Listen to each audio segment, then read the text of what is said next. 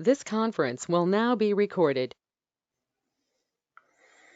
Hey everybody, so Ryan Atkinson with SmartEtailing here, and we're going to go over getting your business ready for the holidays. Oh, and so I'll kind of get a little bit of a slow roll in around some statistics and just some general marketplace pieces. Um, so in case anybody arrives late, some of the meat of the kind of how-to is going to come into more the second half. I'm going to move relatively quickly because as I do, I've got a lot of slides. But then I've got time at the end for questions. And then if nobody has questions, I've prepared a couple of common ones that I get just to kind of keep the conversation rolling. But first, kind of what to expect this holiday. So we all have opinions on whether the NRF is good at predicting or not. They were pretty close last year, but they are saying that there's going to be roughly a 4% increase in holiday sales at retail this season. And as we expected, they're expecting a faster rate of increase for online sales. So we've kind of seen the trend that a greater percentage of consumer spending is happening online, and that plays out in the predictions for the National Retail Federation as well. But we want to make sure that your business is positioned to capitalize on any growth, that you hold the growth trajectory you're already on in the calendar year. You maybe make up some ground if you're falling short. Um, and this holiday season is going to have some kind of advantages for retailers, but also some disadvantages. So advantages would be that well, there's two sides to this coin. There are only, I think, oh gosh, 4 full weekends between Thanksgiving and Christmas, as opposed to 5. And so what that is likely going to mean is that Black Friday and Cyber Monday are going to be bigger than they were last year because consumers have had they have less time to shop when those events hit. It can be a negative for your brick and mortar business because you're only going to have those 4 weekends for people to come into the store, whereas you had 5 last year. So kind of as you're forecasting for this year, kind of take that into account. And then what I'll be talking about in the second half of this presentation on the marketing piece is what marketing does is it puts you on offense. It says I want to influence whether or not my sales are flat or up. And we'll talk about kind of how to do that using tools that are easily accessible. So it's just for a little bit of context. So, I just took kind of year to date all SmartEtailing websites, a year over year look at site traffic. So this is visitors on the website. So you can see that, where Brandy in Phoenix is kind of the outlier. Sorry, Brandy. Most of the country is on the summer is when you get a bunch of traffic, and then traffic really levels off in the fourth quarter. You can see the blue lines in the second half of the year. Site visits are way up across retail websites. That could be a factor of a number of different things, but it's largely system improvement. Our sites are faster, our sites are better at showing in Google search, and so we're seeing some real gains. But keep an eye on that November and December when I switch to this next slide. This is sales dollars during that same period. So going back, you can see actual traffic on the site isn't that much higher in November and December than it is in October. But once that holiday season hit, sales dollars go way up. And so you can see we can anticipate online sales for retailers, and I want to stress I can only report online sales, not in store. But online sales for retailers will bump in November and December. You can see that in Q2, online sales were up significantly over last year. So we are expecting a pretty healthy online sales environment for SmartEtailing retailers in the November-December time period. If you look at those two slides side by side, what that tells you is conversion rate is higher. So the traffic coming to your website in November, December has more intent. So the consumer is coming ready to buy, and that's the beauty of the holiday shopping season. There's a deadline. They've got to make a purchase. And so the things we'll talk about later are how do you nurture the number of customers that are coming to your website with intent, and then how do you make it easy for those customers coming with intent to transact. A key strategy I want to talk about is click and collect. You've all seen the headlines that the turn of phrase has become a little bit muddy. Bicycle retailer has tended to call click and collect only applicable when a bike sells on a brand's website for pickup in the local retailer. That's not entirely accurate. That's just one way for that online to offline transaction to happen. It also happens at retail. So, the headlines here, this is the tool that companies like Walmart, Target are using to battle back against Amazon. This is the reason that Amazon bought Whole Foods. Having a distributed inventory, having inventory closer to the consumer, is an advantage, and so we're in a window of time where the advantage based on consumer behavior has shifted back to brick and mortar. Here's again looking at all SmartEtailing retailers over the last roughly 18 months. You can see this is the percentage of orders that were for in-store pickup. So click and collect, in-store fulfillment, however you want to call it. The consumer bought online, and instead of saying ship it to my house, I want to pick it up at the store. So that gray line is the trajectory line. You can see it's, the trajectory is from 30 to over 40%. We did have a dip in September, which correlates to the dip last September. But then you can see there's a spike in the November-December numbers from 2018. We expect to see that same spike play out in November-December this year, but the percent will be even higher. So we would expect in December that we're going to see north of 50% of orders are for in-store pickup. So, if you're not already doing click and collect, as a reminder, why does your customer like it? They get immediate gratification, meaning they can order it online for same day or next day pickup. It makes shopping trips super efficient. They can hop in the car, run into the store, the order's ready for them to pick it up and get out. You see big retailers like Target and Walmart and Lowe's putting special lanes and areas just to pick up online orders. Consumers are being retrained around convenience of local retail. They avoid shipping costs. They don't have to worry about package theft. And the modern kind of especially millennial consumer does care about their local community, and they do recognize the benefits of shopping locally, even if oftentimes they do prioritize the convenience of online shopping. Click and collect helps merge those two channels. And then as a retailer, it helps you grow as a destination. You don't want to just be the destination for major purchases. You want to be there for convenience shopping. You want your door dinging more often. You want repeat visits from customers. This is a way for you to encourage that. You want to attract new customers who prefer to shop online. Not everybody likes, going into the bike shop and asking for help. You want to diversify your revenue sources so that you're matching the overall retail trend of 12% of all transactions happening online. You want to build site traffic because then that helps you with local SEO. So that means that if your site has more traffic coming in for transactions, if a consumer then searches for bike repair near me, your web property has a ton of reputation with Google, and so there's a spillover effect where it helps others search. And then you protect yourself from sales erosion. The classic case here is apparel. 10 years ago, apparel sales were pretty darn good, and now consumers have found that shopping for apparel online offers them a better selection of better deals, so your apparel sales are down. Well, we don't want to just kind of run through, have each category go through a similar erosion, so we want to try and protect against that. So we're going to transition now into kind of the digital plan. So I'm not the person to tell you how to merchandise your floor. I'm not the person to really advise you on in-store pricing strategy, but I can talk to you about how do you get more new and existing customers having visibility on your business and potentially buying from you. I have talked already, and I will continue to talk about online selling.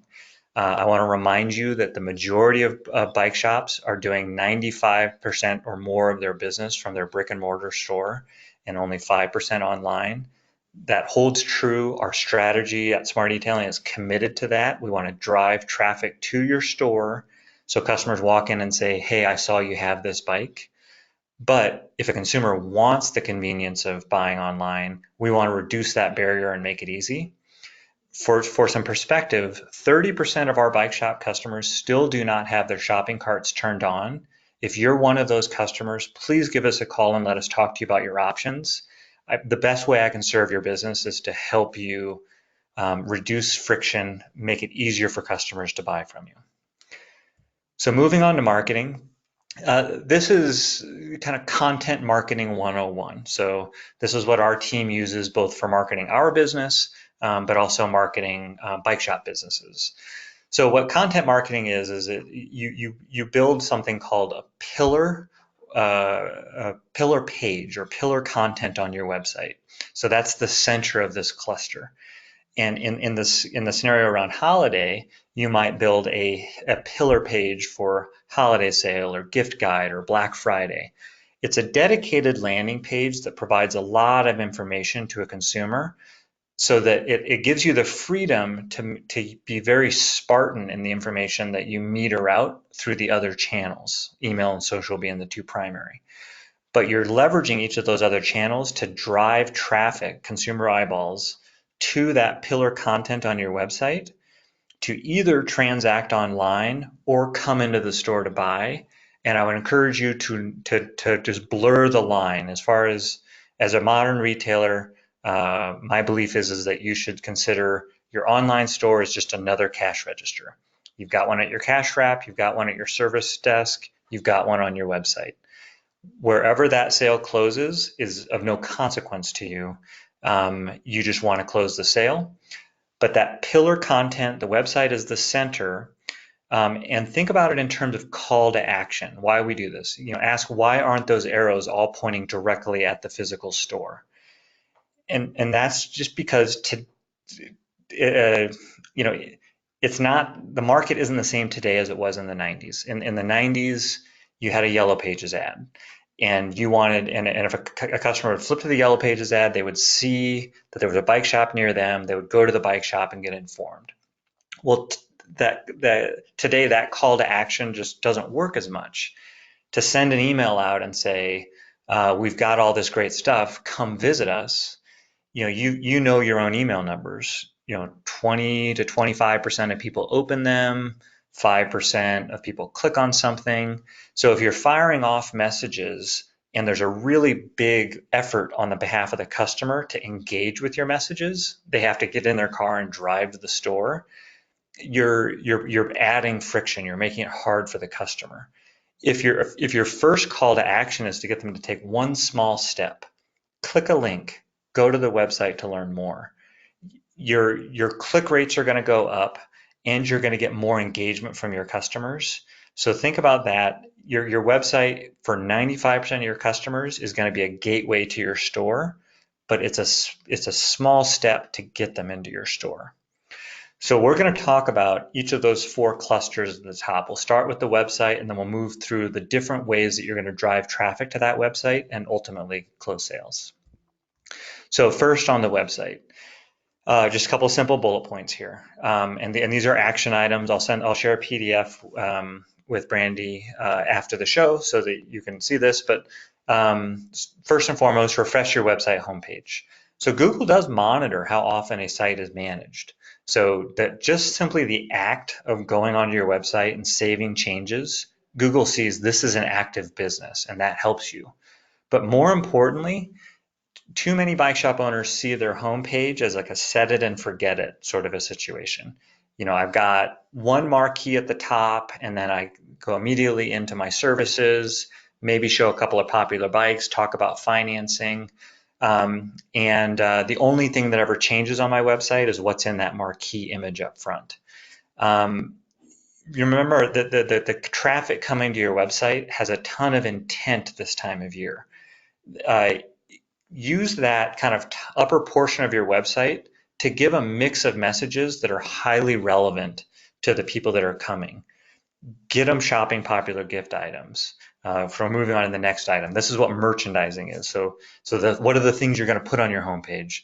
Popular gifts. So small electronics, daylight visible lights, a GPS computer, or really popular items like what cyclist doesn't want a smart trainer right now. Get these things onto your homepage so that when most of your visitors are going to land directly on your homepage, don't make it hard for them to find the most popular gift items. Get it right there front and center, and especially gift cards. If your website, make sure your website is set up to sell gift cards. We have a pretty easy way to make that happen, and close that sale online. Before this call, I looked at our 2018 numbers, and retailers sold more than $150,000 worth of gift cards on their websites in November and December last year. So customers are coming looking for it. They'll use search, they'll use your navigation, but don't make it hard for them. Just get it right up front. Gift cards available, buy online.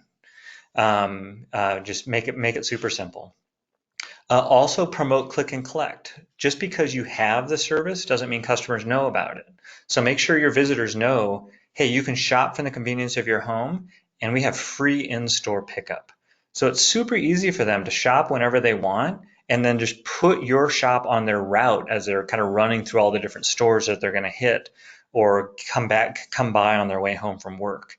But you need to broadcast that you offer that. It doesn't have to be fancy. Just make sure that it's clearly visible that they can shop online for free in-store pickup. And then, the easiest thing for you to do is to talk about your website and your wish list in the store. So when, starting right away, every person that checks out, remind them, if you forgot anything today, remember you can go on our website and always order online for free in-store pickup. It starts coaching your customers that, oh, if I did forget anything, I don't need to go to REI's website. I don't need to go to Amazon. I can go to the local bike shop's website and get exactly what I want. We also have a pretty cool wish list feature. It's very underutilized, but you can talk to your customers about, like, hey, make sure that your friends and family get you the stuff you want. You can go on our website and create a wish list, and then you can just share that link with your friends and family, and then they can buy it from us, and we can have it here waiting for you. We can ship it to them, depending on what your website package is. But leverage that, um, uh, just personally, my mother-in-law doesn't just buy me gifts anymore. I learned the hard way that if I leave it to her, then I end up getting driving gloves or a horrible sweater. So we send her a list of things that I might want. Your customers are doing the same thing. Use your technology to make it super easy for them to share what they can buy from you. The slide. Oh, there it goes. What I'm showing off here is a pillar content page. So we talked about what is content marketing. Here is a gift guide, and this gift guide I'll talk about later is available as an add-on with your marketing package if you'd like it with SmartEtailing.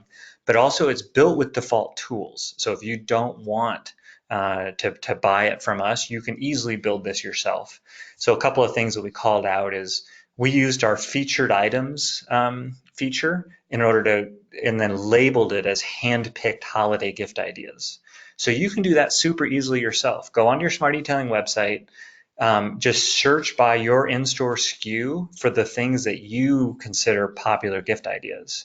And then you can just check a box next to that item that says featured. And then when you add a carousel to any page or home page, you can label it as staff picks for the holidays, popular gift ideas, and just check the box that says display featured items. And all of that stuff that is in your store that you want to sell will be displayed in that carousel. We call attention to the gift cards. We want consumers to just be inundated with the fact that they can buy gift cards from you. The friends and family of your bike shop customers, they don't understand what Garmin to get the cyclist in their lives, but they do know how to buy a $100 gift card. So just make it super easy. And chances are the people who shop with you will appreciate it.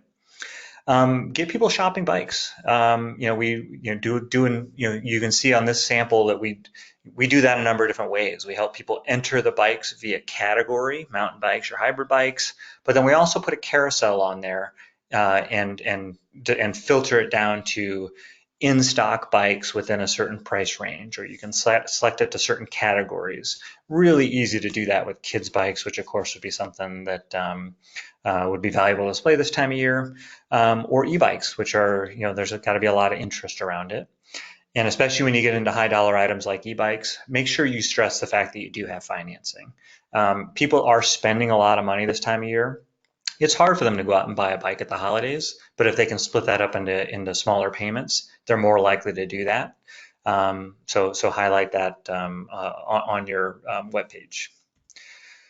So SmartEtailing content, we have 3 free content sets available to any customer. So we have one built for holiday sale, Black Friday, and Cyber Monday. You can go to your pages, library, holiday, and everything will be available there for you. If it's not there now, it'll be there this week. We've already signed off on all the artwork. And that's available for you to install. And remember, you can schedule these pages. So maybe when you're a little slower in October, do all your work, pick your items, get everything set, and then just schedule the page to go up and down at the appropriate time. And don't forget to link to that page from your home page. So also schedule graphics to go up onto your home page, driving traffic to that page. And then we do also have an upgraded gift guide that is available to purchase, and you can just ask our support team or your marketing representative for more details on that, and it is customizable for your business. I threw a couple of results in to this slide. A lot of bike shop owners think, well, Black Friday, the deals are so good at Walmart, nobody's going to shop at the bike shop. That is not true. Year-over-year sales were up 90% for retailers on Black Friday last year. Cyber Monday was a little less of a boost, but fewer retailers advertised it, but it was still up 18%. So combined for that weekend, it was up 41%. So you don't have to have as good a deals, but REI is going to be marketing to their customers on Black Friday. Jensen USA is going to be doing it. Don't sit on the sidelines. You might not get every transaction, but make sure your customers know that you're open for business and try to pick up a few extra. So moving on. So now, how do we get traffic to those pages that you built? Or to your site in general. And I'm going to focus mostly on the site. It is, because I want to keep this conversation simple. If you want to drive traffic directly to your holiday sale content, that might be kind of a 2.0 conversation. Maybe schedule a call with your marketing representative here, and we'll talk to you about how to do display advertising driving holiday business. What I'm focusing on more now is things that you can do yourself. And this is to make sure that when somebody Googles bike shop near me, that your site is coming up in the fourth quarter so that you can capture some of that more top of funnel business. So I already talked about this earlier, but update your website. Google measures that. They see this business is being maintained for the holiday. Remove any slow or desktop first content. So we still have, it's been, it is difficult for you as a retailer to kind of keep up with all the digital marketing trends, but right now speed is everything. And so if you have too many big images on your website, if you have carousels or slideshows that have 4 or 5 different images on it, those things are going to make a website slow down. And a slower website does not perform as well in organic search. But then also you have a higher bounce rate, meaning somebody might click on your link, come to your site, but if the page doesn't load fast enough, they're going to do what's called bounce. They're going to leave. They're going to go find another business that their website loads faster. So our sites are super fast right now, but there is still a lot of slow old content out there. And make sure your content is mobile first. So if you have graphics loaded onto your website where you built the text into the graphic, you maybe used Photoshop to do that, and you go on your mobile, your phone, and if you have to pinch and zoom in order to read what's on the graphic, you're going to see a drop off in business because of that. So use our tools. Use our tools so that you layer text over images, and that way it's designed to display on a mobile device. Log into your Google My Business. Most people, when they search for bike shops near me, they're gonna read those cards on Google first. Uh, you want your information to be accurate. You want to have your regular store hours. You want to have your holiday hours. You want to make sure that negative reviews have had a courteous response from you. You want to have current photos. So if you've got the store looking good right now, go take some photos and upload them. But that Google My Business is the doormat for your website right now, and the doormat for your business. Make sure that is well maintained. I'd consider that an urgent action item for you to make sure you're geared up for the holidays. And then if you have the little extra time and a little money to throw at it, publish some Google search ads. So Google makes it really easy for a small business owner to publish their own ads. Don't make it complicated. You're already winning searches for your shop's name, so don't advertise that. But bike shop near me and set that with a 5 mile radius around your store, that could be crucial. And those are evergreen. You can set them now and you can just let them run. You can set a monthly budget on them that Google will never go over. It'll serve your needs for the holidays, but it also sets you up for next year. And as I said earlier, if you want to do specific holiday advertising on Google, our marketing team can answer questions about that for you, or any marketing person you have on staff or use as a contractor. So email is the most common outbound marketing tool that retailers use. And there's just a couple of ways to make sure that you get the most out of that at the holidays. So first, send an email every 2 weeks starting November 1st. It is really common for an owner to think, well, I don't want to be spammy. I don't want to overdo it with my customers. I totally get it. But this is the world we live in now. Consumers' inboxes are going to be full for the last 2 months of the year, with retailers trying to get their attention to get the consumer to buy from them. You want to get into that game, and as long as you're delivering valuable content, you will not get marked as spam. But every 2 weeks is really kind of your minimum. As you get into the peak periods of Black Friday, Cyber Monday, and then that final weekend before the holiday, you might do more than that. When you're sending, these next two bullet points are kind of interrelated.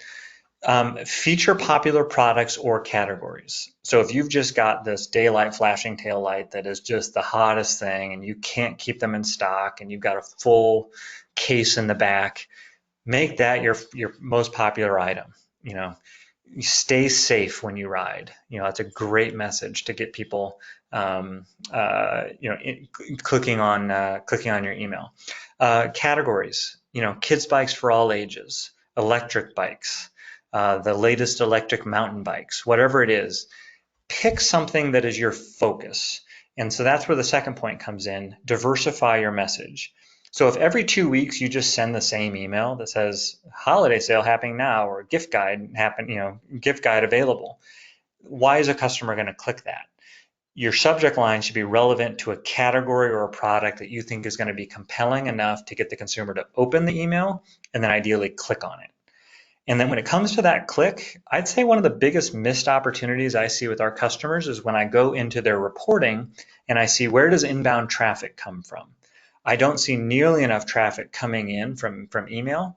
And what I found is that retailers will commonly talk about things. They'll talk about events but they don't often talk about product. And when they do talk about product, they don't link to their website. So they might show the hot new, updated Roubaix from Specialized, but there's no call to action. There's no link to the Roubaix on their own website. Make sure you're doing that. You've got somebody's attention. Give them a call to action. Let them take one small step and engage with your product online. It doesn't matter whether they come in the store to buy it, or whether they buy online, but you want them engaging with your business and your product faster, and those links are absolutely crucial. So the last source of inbound leads is going to be social. And so similarly, post frequently about popular items. So back to that diversity, you don't want to just say holiday sale happening now, holiday sale happening now.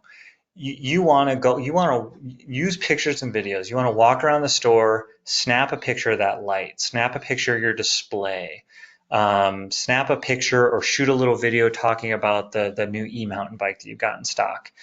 Use specific products to inspire customers to want to come into the store.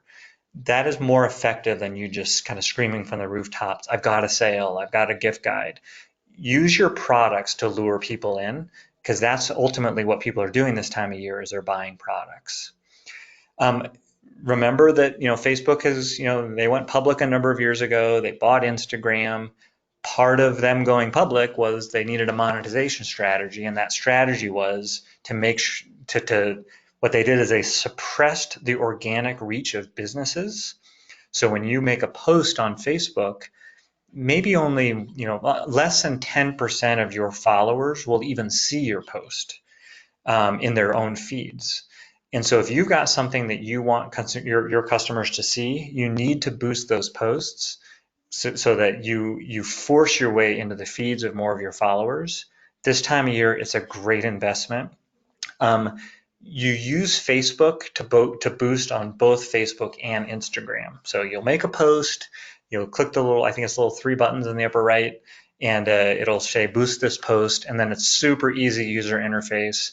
Experiment with different values. $20 can get you farther than you think, but make sure you do a little bit of that in order to force yourself out into the market, and highlight some of the cool things happening in the store.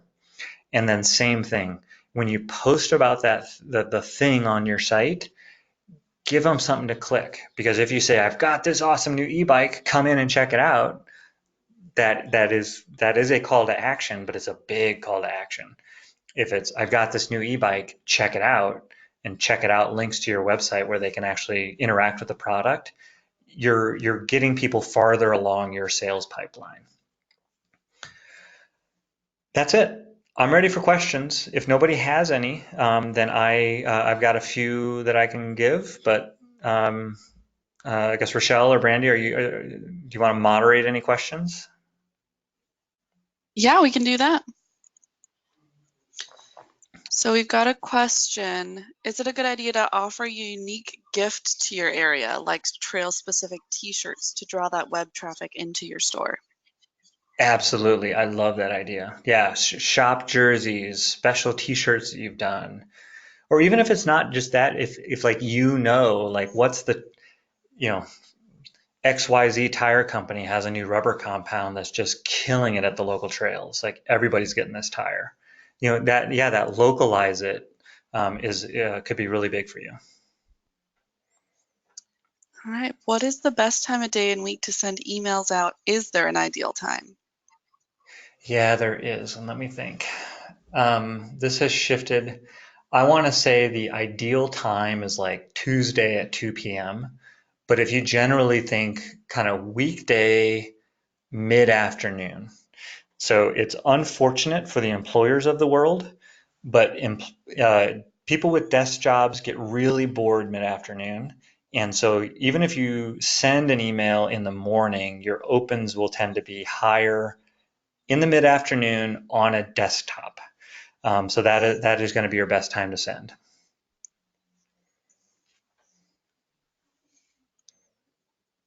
All right. I don't know if we have any more questions on this side.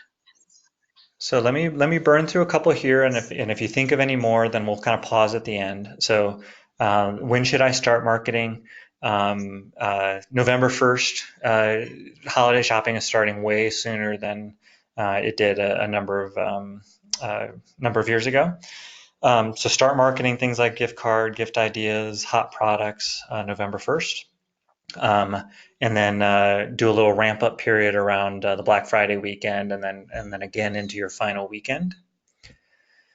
Do I have to put product on sale? No. Having Black Friday and Cyber Monday might be the exception, but for the broader holiday period, no, not at all. Just highlight the cool stuff. Think about price points. Just make it easy to shop with you, and then market in order to drive traffic to that product. Should I segment my email list? Yeah, it's a good idea if you have something very specific you want to talk about to send it to a specific segment of your list. but it's the fourth quarter.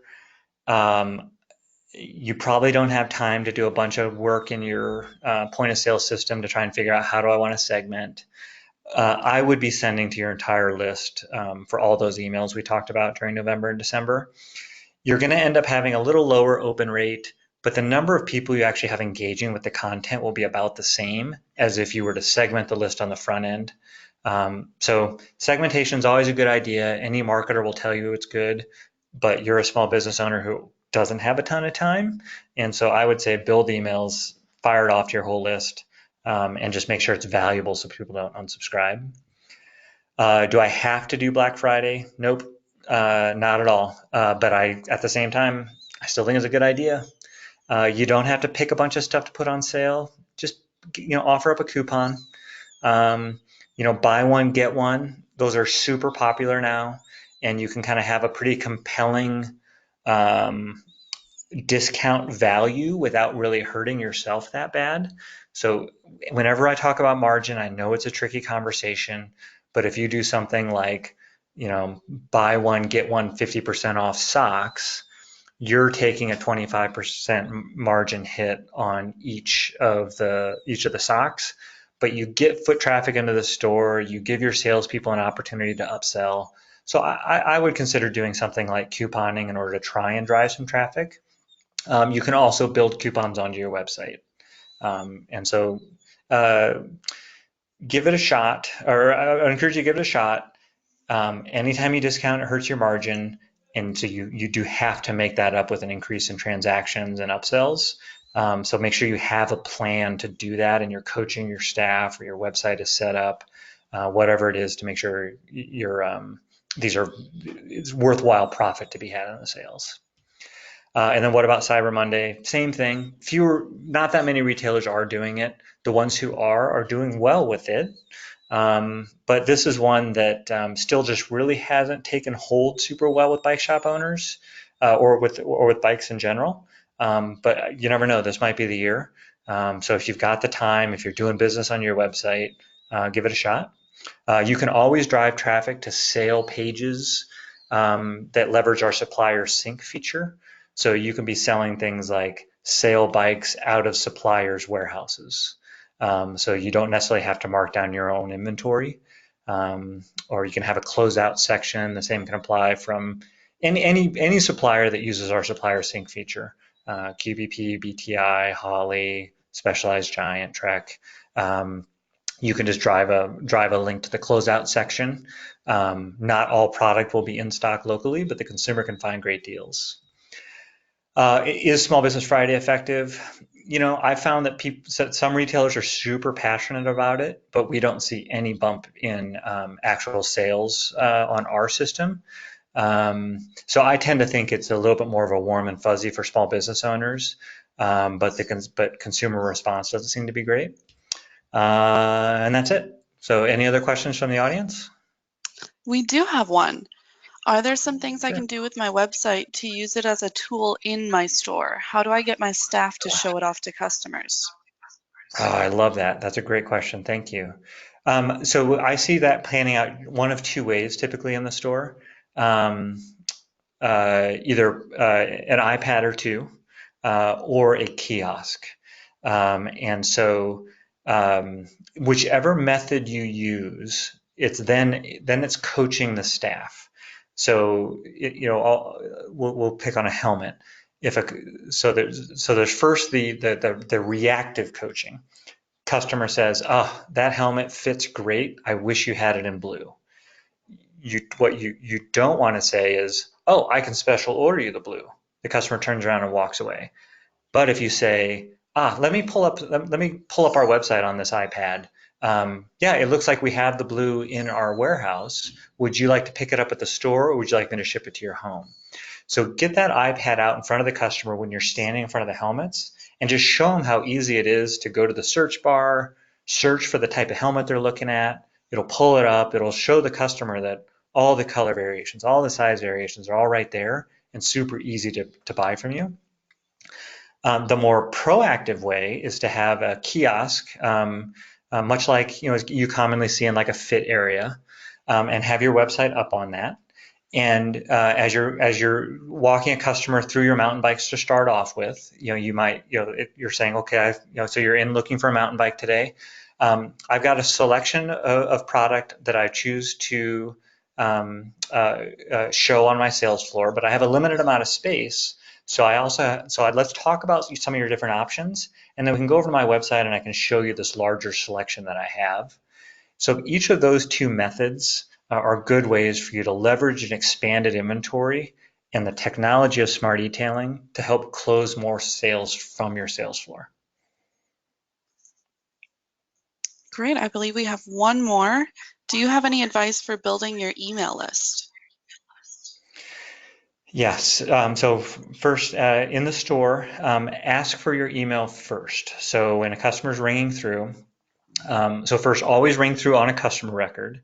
You want to minimize the amount of like just walk-in transactions that you have, because customer data is so important to the future of retail. So when you ask somebody, have you shopped with us before? What's your email address? And you search by their email address if your point of sale allows you. If they haven't shopped with you before, make email the first thing that you ask. So say, oh, well, let me get you entered in here. What's your email address? Then first name, then last name. And your rate of acquisition will go up when you start there. The logic is that, well, an email address is totally unique. So we use that as the fastest way to find and sort customers. So that would be number one. You're seeing online a ton of email capture pop-ups right now. I think that's going to backfire. The user experience is really, really bad, especially on mobile devices. So I wouldn't go that route. It is a good idea to join our email list on your website.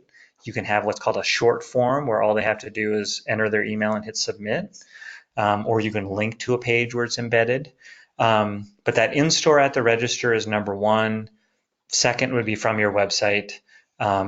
If you're in a kind of a bad spot, you're a $1.5 million a year bike shop and only 10% of your customers have an email address, then you're in kind of, that's not a very good marketing position to be in.